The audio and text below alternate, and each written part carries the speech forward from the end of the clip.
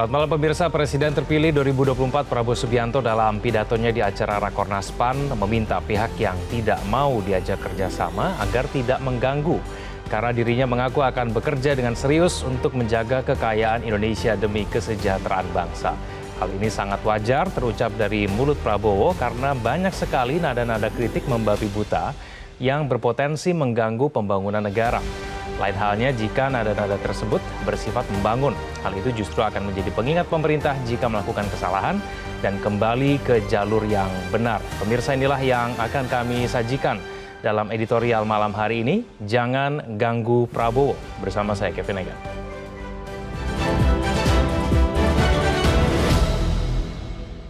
Jangan ganggu Prabowo.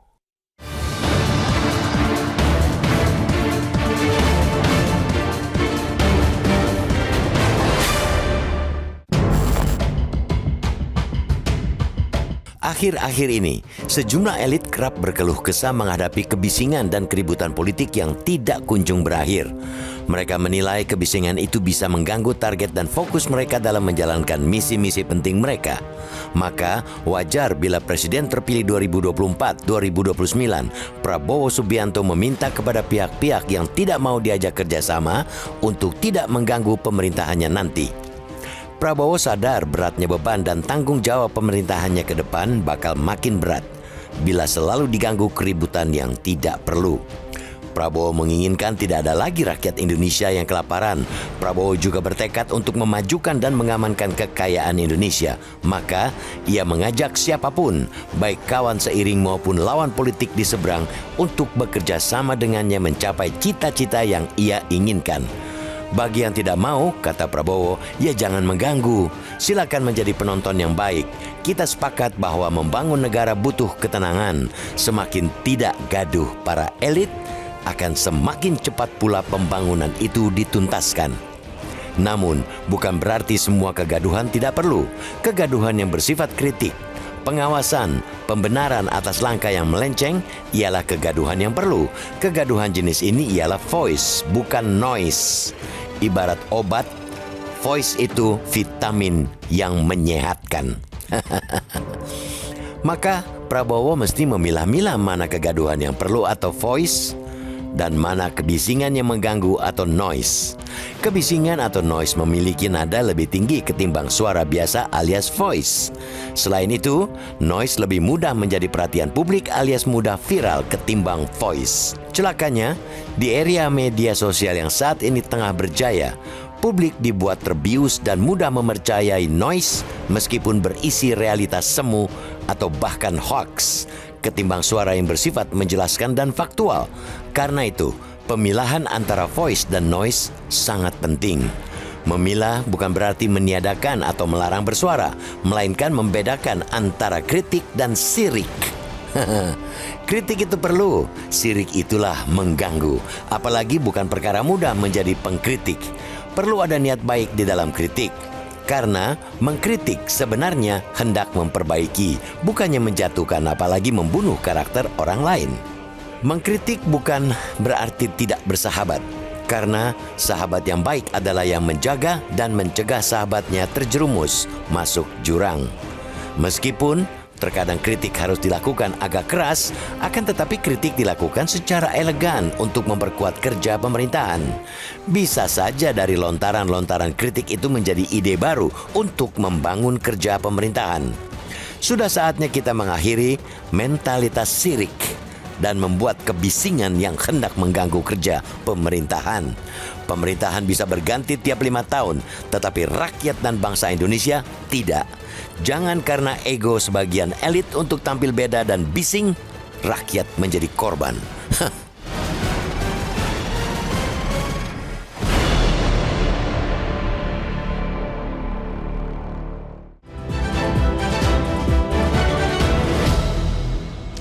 Ya pemirsa, untuk membahas tema kita pada malam hari ini sudah bergabung bersama dengan saya anggota Dewan Redaksi Media Group Indra Maulana. Mas Indra, selamat malam Mas Indra. Selamat malam Megan. Mas Indra, ketika Prabowo mengatakan jangan ganggu kalau tidak mau diajak kerjasama, ini yang seperti apa yang dianggap sebenarnya mengganggu ini Mas Indra?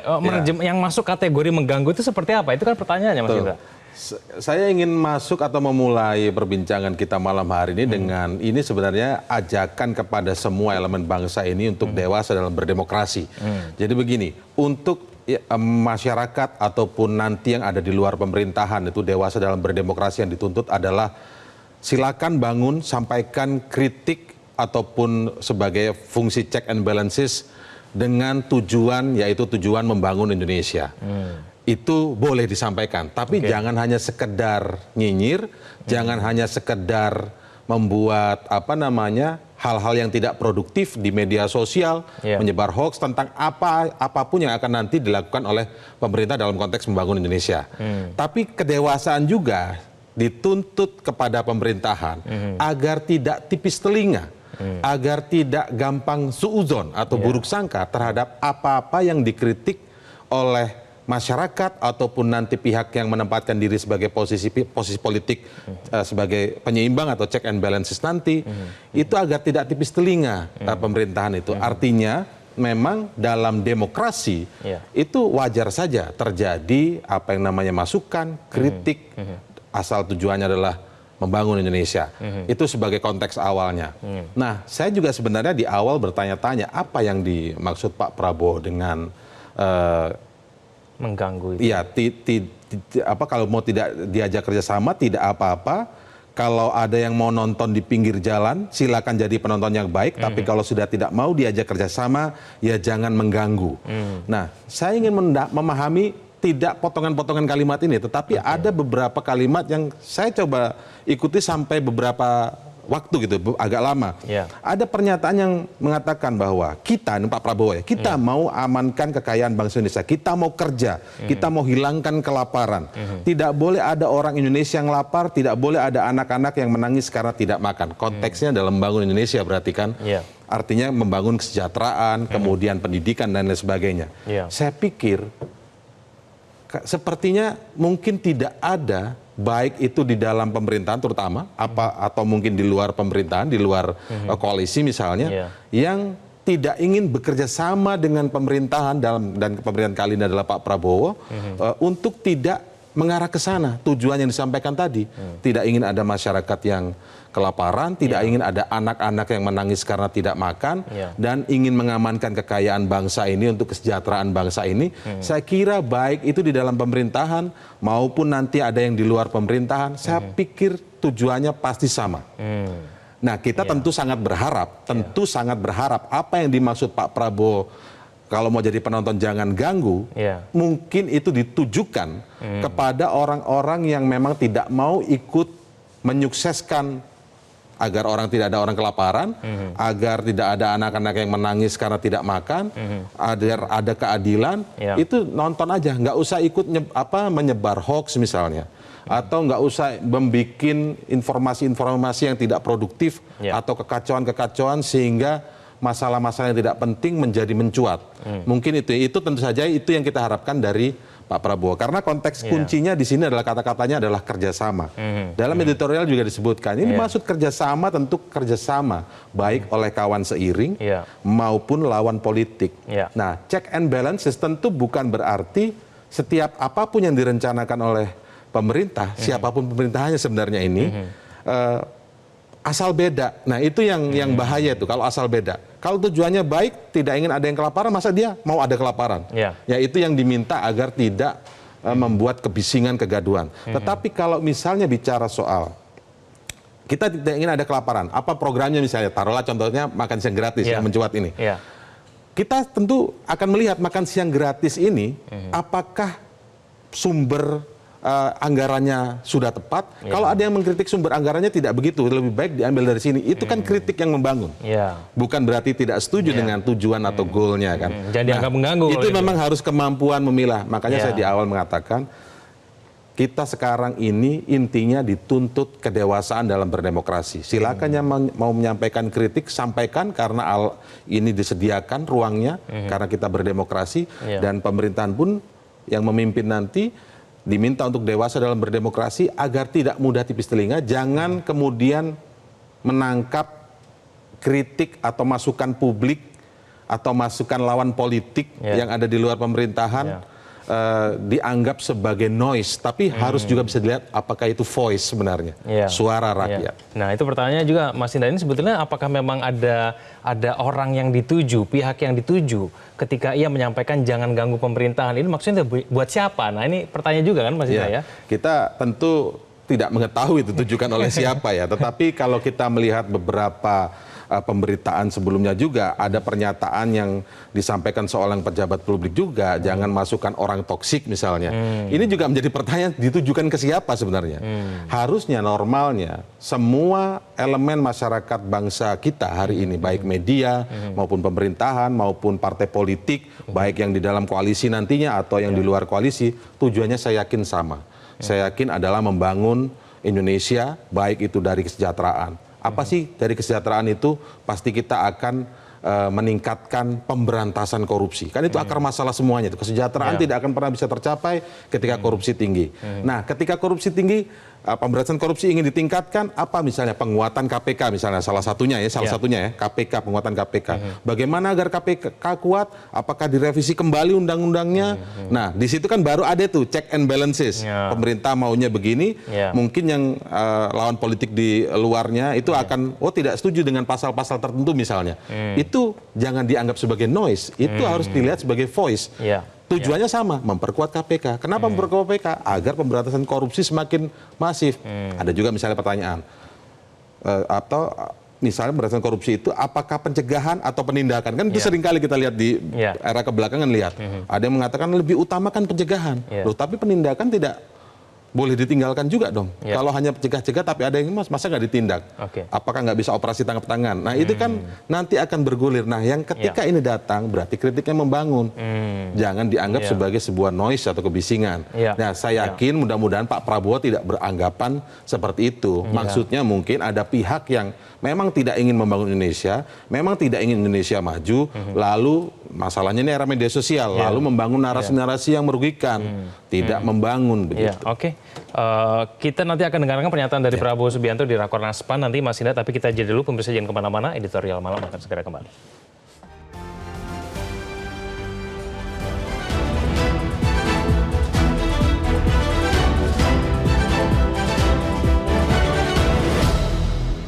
Tidak boleh mengganggu, benar. Pemerintah tidak boleh diganggu. Tapi ingat deh, dari dalam pun bisa mengganggu loh. Ketika orang punya spirit anti korupsi umpamanya, tapi menterinya korupsi, apa yang akan terjadi? Ini kita kasih catatan. Jangan dipikir bahwa gangguan hanya dari luar loh. Gangguan bisa dari dalam dan itu membahayakan. Jadi sebenarnya seperti itu. Dan saya kira pemerintah yang nanti akan dilantik nggak perlu takut. Check and balances itu akan terjadi. Bahwa daulat rakyat itu pasti akan menentukan caranya. Seperti air akan mencari jalannya. Jadi nggak boleh baperan. Nggak boleh baperan. Harus siap menerima apa yang terjadi. Maka kalau melaksanakannya dengan baik, pemerintah ini satu bersih, dua akuntabel, melayani masyarakatnya dengan mudah, murah, cepat, pasti legitimasinya akan tinggi. Tapi kalau kemudian tidak mendengarkan itu, pasti akan dikritik. Apakah itu oleh tokoh politiknya atau oleh rakyatnya. Ya, pemirsa, itulah potongan pernyataan dari Ganjar Pranowo, orang yang kemudian sudah deklarasi bahwa akan berada di luar pemerintahan, meskipun mungkin belum tentu sesuai dengan sikap dari PD Perjuangan. Mas Indra, tanggapan Anda bahwa sebetulnya noise itu jangan diterjemahkan orang yang berada di luar, dalam pemerintahan pun juga bisa menjadi noise, Mas Indra. Ya itu dia, memang konteks menjadi pengganggu itu tadi memang kita pisahkan bukan konteksnya soal di dalam atau di luar. Sebenarnya pengganggu itu ketika dia memang tidak punya tujuan untuk membangun Indonesia, intinya ingin merusak. Apakah itu merusak Indonesia atau merusak siapa yang berkuasa saat ini atau siapa yang memimpin saat ini. Itu yang juga diingatkan di editorial. Presiden bisa ganti dengan masa waktu tertentu. Bisa 5 tahun, diperpanjang paling banyak 5 tahun kedua, artinya 10 tahun. Tapi kalau mengganggu seperti itu, bukan soal mengganggu siapa yang jadi presidennya saat itu, tapi ini mengganggu kemajuan Indonesia.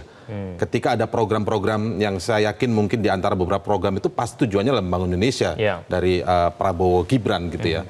Kalau itu diganggu atas nama karena tidak suka personnya, tidak suka siapa yang memimpin saat itu, maka itu sebenarnya bukan merugikan presiden dan wakil presiden saja, tapi itu merugikan bangsa Indonesia sebenarnya. Kalau yang ingin dicapai tadi contohnya, karena yang disebut Pak Prabowo agar tidak ada orang lapar di Indonesia.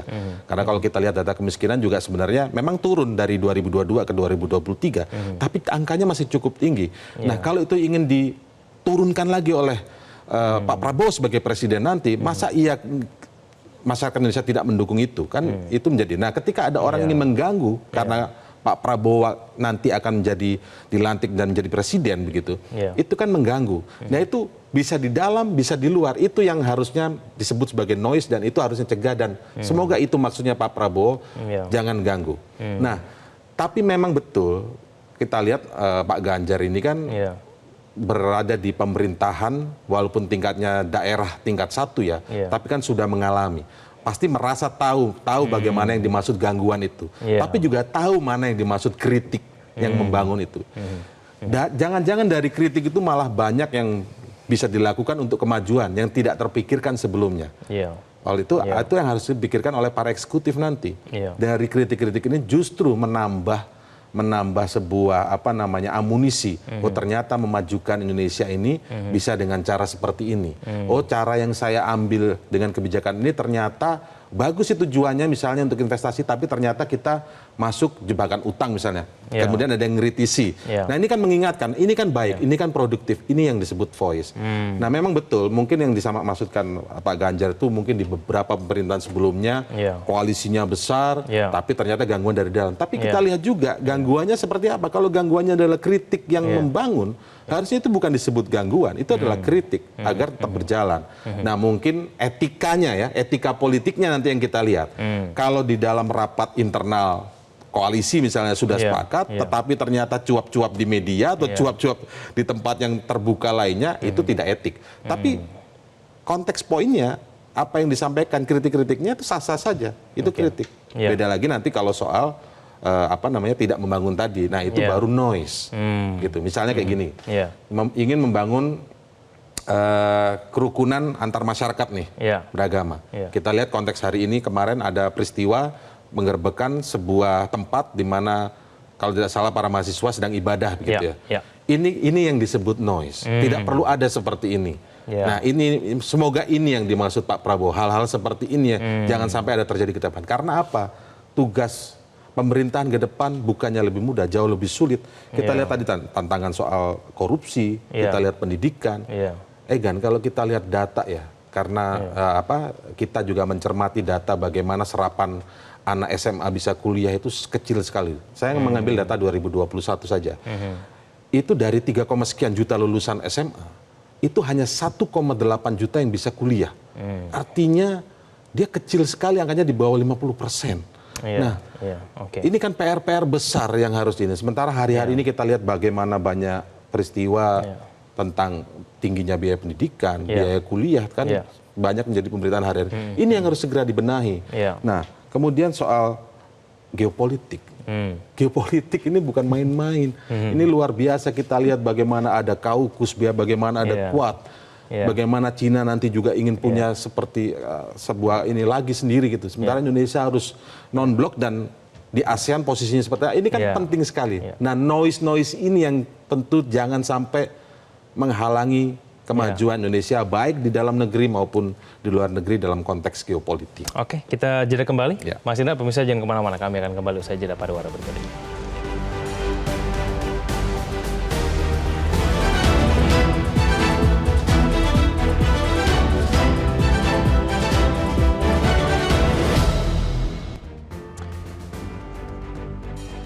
Kembali bersama kami di editorial malam. Pemirsa, seperti biasa kami tampilkan hasil polling kita pada malam hari ini dengan pertanyaan, setujukah Anda jika Prabowo butuh kerjasama para elit untuk membangun negara? Di akun media sosial Instagram sebanyak 79% menyatakan setuju. Kita lihat di hasil polling di media sosial X di @metro_tv sebanyak 52% yang menyatakan setuju, sedangkan 48% menyatakan tidak. Beda tipis, Mas Indra ya. Berarti kalau kita berbicara mengenai kerjasama para elit itu sebetulnya penting, bagaimana dengan peran oposisi Mas Indra? Bukankah itu juga penting sekali kemudian untuk menyampaikan Sangat penting. kritik-kritik yang kemudian membangun itu? Mas? Sangat penting. Makanya tadi saya garis bawahi kata kerjasama itu terjemahannya bukan berarti koalisi loh, koalisi saja sebenarnya. Kerjasama ini artinya kerjasama dengan membangun bangsa. Ada goal yang ingin dicapai, tapi yang berhak menentukan goal kali ini tentu saja pemerintahan yang memenangi pemilu kan. Ya. Saya ingin goalnya tercapai adalah A, B, C, D sesuai Undang-Undang Dasar misalnya, dan detailnya adalah A, B, C, D misalnya. Nah, walaupun dia oposisi, sebenarnya kita tidak mengenal istilah oposisi, tapi penyeimbang sebenarnya kan. Walaupun dia tidak ada di dalam pemerintahan, tidak ada di kabinet misalnya, tapi dia ada di luar pemerintahan, itu bisa disebut kerjasama juga sebenarnya. Dan ini kan kita mendengar ini dari beberapa petinggi Partai Gerindra sebenarnya mendengar bahwa yang Pak Prabowo ingin merangkul semua pihak, baik di dalam maupun di luar pemerintahan. Jadi yang dirangkul semua pihak itu maksudnya itu tidak harus semuanya masuk ke dalam gitu loh. Tetap Tapi ada yang di luar. Oke. Nah, dalam konteks ini makanya kita tadi yakin dan berharap bahwa yang dimaksud Pak Prabowo pengganggu itu bukan yang dalam konteks circle kerjasama ini. Nah, kerjasama itu bisa di dalam, bisa di luar. Nah, pengganggu tentu di luar ini semua. Artinya tidak punya kepentingan yang baik bagi Indonesia, harusnya begitu kan. Nah, yang mau kerjasama ini tentu saja adalah yang baik yang di dalam, yang menjalankan kewenangan eksekutif maupun yang menjalankan fungsi legislatif. Baik itu karena legislatif ini di DPR ini kan menyerap aspirasi masyarakat. Nah, masyarakat kalau tidak ada oposisi, dia mau menyampaikan ke siapa? Kan agak sulit nih. Gitu. Nah, kalau misalnya semua ada di dalam semua juga, itu kan jadinya nanti muncul apa yang seperti dikatakan Mas Ganjar. Gangguan bisa dari dalam kan jadinya seperti itu. Nah, artinya sebenarnya yang dimaksud kerjasama ini adalah tentu saja kerjasama baik di dalam maupun di luar. Kerjasama untuk apa? Mencapai tujuan-tujuan yang tadi disampaikan, yang salah satu atau salah duanya dikutip Pak Prabowo, tidak ingin ada kelaparan, tidak ingin ada anak-anak menangis, artinya kan keadilan, pemerataan, kesejahteraan ada di sana begitu ya. Nah, tinggal bagaimana fungsi yang ada di luar pemerintahan, mengkritisi masukan-masukan itu, kebijakan-kebijakan itu, dan bagaimana kemudian pemerintahan juga merespon kritik-kritik tersebut. Nah, inilah demokrasi berjalan. Kita jangan lupa, Egan, bahwa separation of power setelah Undang-Undang Dasar kita di amandemen ya, itu dari distribution of power berubah menjadi separation of power. Beda tipis memang, tapi separation power ini menjelaskan bahwa fungsi-fungsi di masing-masing lembaga ini, eksekutif, legislatif, yudikatif, memang harus memiliki peran yang masing-masing yang jelas, karena tujuannya tadi seperti apa kata Lord Acton gitu ya, mengatakan bahwa power tends to corrupt. Absolute power, corrupt absolutely. Nah, jangan sampai ada sebuah kekuasaan yang sangat absolut, gitu. Sehingga memang niatnya mungkin enggak, tapi karena dia absolut, maka terjadilah corrupt itu tadi. Itu yang kita tidak ingin terjadi juga di Republik ini. Ya, itu pesannya Mas, ya, jangan sampai kemudian noise-nya lebih banyak dibandingkan dengan voice-nya itu tadi. Itu juga pesan penting. Terima kasih Mas Indra sudah bergabung bersama kami pada malam hari ini. Selamat malam Mas Indra. Selamat malam. Pemirsa, itulah akhir dari editorial malam pada hari ini. Saksikan terus editorial malam Senin sampai Jumat. Saya Kepenegan. Terima kasih atas perhatian Anda. Sampai jumpa. Terima kasih. Metro TV. Jelajahi cara baru mendapatkan informasi. Download Metro TV Extend sekarang.